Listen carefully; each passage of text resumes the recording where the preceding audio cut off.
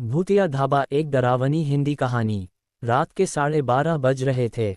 पहाड़ों की घुमावदार सड़कों पर फैली गहरी खामोशी को सिर्फ हवा की सिसकती आवाज़ ही तोड़ रही थी।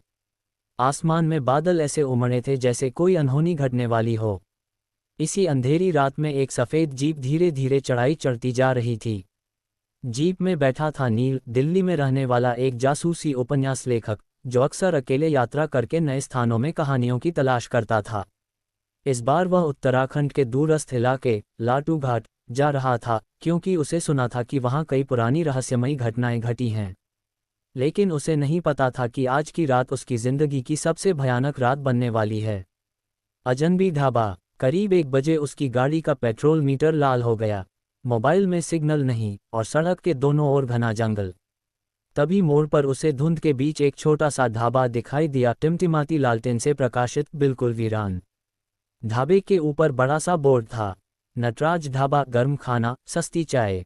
नील ने राहत की सांस ली और गाड़ी रोक दी। ढाबा देखकर उसे थोड़ा अजीब लगा। कहीं कोई आवाज़ नहीं, न कोई ग्राहक, न बर्तन खनकने की ध्वनि, सिर्फ हवा की सरसराहट। फिर भी वह अंदर गया। ढाबे का बूढ़ा मालिक। अंदर एक बूढ़ा आदमी चारपाई पर बैठा बीड़ी पी रहा था। उसकी आंखों में अजीब सा धुंधलापन था, मानो वह कहीं दूर देख रहा हो। चाचा, कुछ मिलेगा खाने को? नील ने पूछा। बूढ़े ने धीमी आवाज में कहा, हाँ बाबू, बैठो, रात को इधर कम लोग आते हैं। जिस तरीके से उसने ये कहा, नील को महसूस हुआ कि उसके शब्दों में डर मिला हुआ है, जैसे वह कहना चाह रहा हो कि लोग आते क्यों नहीं। नील ने पूछा, चाय और कुछ गर्म खाना मिल जाएगा? हाँ, बस दाल चावल है। तुम बैठो, मैं लाता हूँ। बूढ़ा उठकर पीछे की रसोई की तरफ चला गया। नील चारपाई पर बैठ गया। उसने ढाबा देखा। दीवारों पर पुराने पीले पड़े फिल्मी पोस्टर, छत पर लटकना एक टूटा पंखा, एक कोने में बुझी हुई अंगीठी। सब कुछ किसी भूले हुए जमाने की चीजों जैसा। कुछ देर बाद बूढ़ा आदमी दाल चावल और चाय लेकर आया। चाय का गिलास रखते हुए उसकी उंगलियां कांप रही थीं। नील ने पूछा, चाचा, सब ठीक है न? आप डर रहे हैं क्या? बूढ़ा कुछ कहने लगा, पर तभी ढाबे के बाहर तेज हवा चली और लालटेन की बाती जोर जोर से हिलने लगी। बूढ़ा घबरा गया और बोला, बाबू, खाना खाकर तुरंत निकल जाना, रात यहाँ रुकना मत। क्यों? बूढ़ा कुछ बोलने की कोशिश कर रहा था, तभी अचानक ढाबे का पिछला दरवाज़ा खुद ब खुद जोर से धड़ाम की आवाज़ के साथ बंद हो गया। नील चौंक गया। बूढ़ा डरकर बोला, वो आ गई। कौन? बूढ़े ने कांपते हुए कहा, यहीं की, ये ढाबा उसी का है, रात को आती है, लोगों को बुलाती है। नील के हाथ थम गए।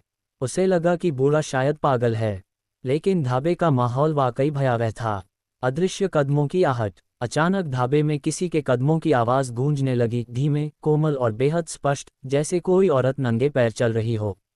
नील ने इधर उधर देखा। ढाबे में कोई नहीं था।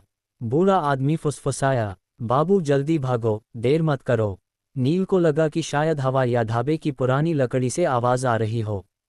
उसने खाना आधा छोड़ा और बाहर निकलने लगा। जैसे ही वह दरवाजे तक पहुंचा, बाहर धुंध घनी हो गई। वह जीप की ओर बढ़ा, पर उसकी सांस अटक गई, क्योंकि जीप के ठीक पास एक सफ़ेद साड़ी पहने लंबी सी औरत खड़ी थी। उसका चेहरा बालों से ढका हुआ और उसके पैरों के नीचे जमीन गीली नहीं, बल्कि सूखी थी, मानो वह धरती को छू ही नहीं रही हो। नील एक पल के लिए जम गया, और ठीक अगले ही पल वह औरत तेजी से उसकी ओर बढ़ी। नील भागकर वापस ढाबे में घुसा। उसका दिल तेज धड़क रहा था। ढाबे का सच। चाचा, वो क्या है? नील चिल्लाया। बूढ़ा गहरी सांस लेकर बोला, बाबू, ये ढाबा पहले मेरा नहीं था। कई साल पहले यहाँ एक परिवार रहता था, पति, पत्नी और एक छोटी बेटी। पति शराबी था, तरह तरह के झगड़े होते रहते थे। एक रात पति ने गुस्से में पत्नी को मौत के घाट उतार दिया और लड़की को भी चोट पहुंचा दी। खुद जंगल में जाकर फांसी लगा ली। नील स्तब्ध था। बूढ़ा आगे बोला, उसके बाद जो भी इस ढाबे से रात गुजरा, वो वापस नहीं आया। लोगों ने कहा कि औरत की आत्मा अपने परिवार को ढूंढती है। वो जीप देखकर बाहर खड़ी रहती है, जो भी पास जाता है उसे अपने साथ ले जाती है। नील ने डर से गले को सहलाया। और आप यहाँ कैसे रह रहे हैं? मैंने ढाबा खरीदा तो मुझे पता नहीं था। जब सच पता चला तब तक देर हो चुकी थी। अगर मैं रात को ढाबा छोड़कर भागूं, तो वह मुझे भी नहीं छोड़ती। मुझे बस इतना पता है कि यहाँ आने वालों को चेतावनी देकर मैं उनका जान बचा सकता हूँ। अचानक बाहर फिर से कदमों की आवाज़ आई, इस बार ज्यादा तेज और ढाबे के दरवाजे के एकदम पास। ठक ठक ठक, कुछ ने दरवाजे को खटखटाया। बूढ़ा पसीने से भीग गया। अगर दरवाज़ा खुल गया तो बचना मुश्किल है, वह बुदबुदाया।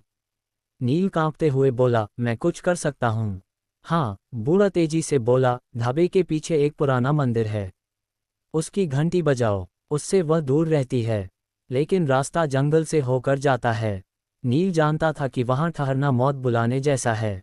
उसने हिम्मत जुटाई और बोला, मैं जाऊंगा। जंगल का सफर। ढाबे के पिछले दरवाजे से निकलते ही नील को एहसास हुआ कि जंगल कितना घना और डरावना है। कहीं कोई आवाज नहीं, सिर्फ झींगुर और हवा की तेज सरसराहट। वह टॉर्च लेकर आगे बढ़ा, लेकिन धुंध इतनी गहरी थी कि 3 कदम दूर भी कुछ नजर नहीं आ रहा था। अचानक उसे लगा कि कोई उसके पीछे चल रहा है। खट खट खट, हर बार कदमों की आवाज उसकी चाल के बाद गूंज रही थी, जैसे कोई उसका पीछा कर रहा हो। नील ने मुड़कर देखा, कोई नहीं। लेकिन हवा में एक अजीब सी ठंडक उतर आई थी, और उसमें किसी औरत की धीमी सी सिसकियां घुली हुई थीं। उसका दिल जोर से धड़कने लगा। उसने कदम तेज कर दिए। कुछ दूर जाकर उसे मंदिर की जर्जर सीढ़ियां दिखाई दीं। वह तेजी से ऊपर चढ़ा। मंदिर बहुत छोटा था, अंदर टूटी मूर्ति, जालों से भरी छत और एक बड़ा पीतल का घंटा। नील ने बिना समय गंवाए जोर से घंटा बजा दिया। ठनन। घंटी की आवाज सुनते ही जंगल में कुछ हिलता डुलता सा महसूस हुआ। ठंडी हवा गर्म हो गई। धुंध थोड़ी छंटने लगी। वह लगातार घंटी बजाता रहा।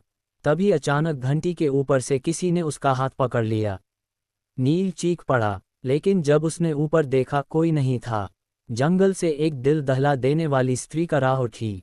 आह! और उसी पल हवा तेज झोंके से चलने लगी, जैसे कोई गुस्सा होकर चिल्ला रहा हो। कुछ देर बाद सब शांत हो गया, हवा, कदमों की आवाज, रोना, सब गायब।